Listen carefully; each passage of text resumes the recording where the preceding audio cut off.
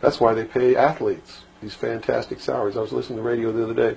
They just contracted to pay one player on one team $6 million a year. Can you believe this?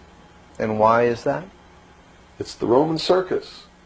What does the emperor do when the people become restive, and when the people are asking questions, and when the people don't like the policies of the emperor?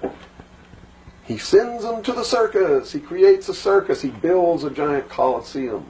And he begins to throw the Christians to the lions. And he has great chariot races and football games and basketball games, all to keep the idiots preoccupied with things that don't mean anything in the scheme of the entire world,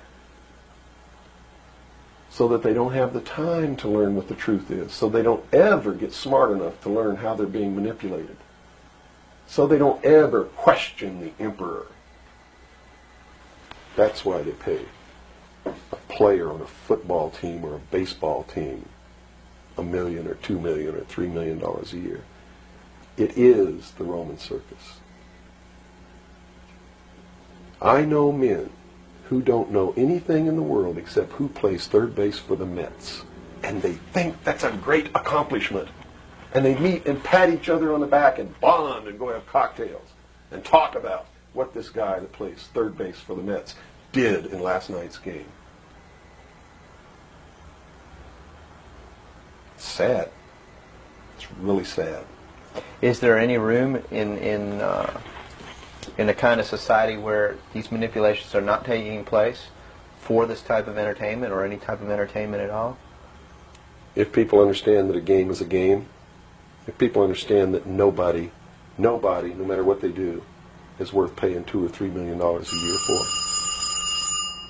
people should be able to get rich if they want to, by the sweat of their individual labor. Okay? By going out and doing something for the world. Not by taking people's minds away from the emperor. It's a game. Football's a game. Football's a game. But let me tell you something. When 150 of the most powerful men and women in the world can meet in secret in Baden-Baden, Germany, and plot the fate of billions, and nobody even cares about it, but 6 football players go to lunch together, and it's in the headlines across the country, you have a reflection of the society in which that exists. And it is a sick society that is doomed to self-destruction.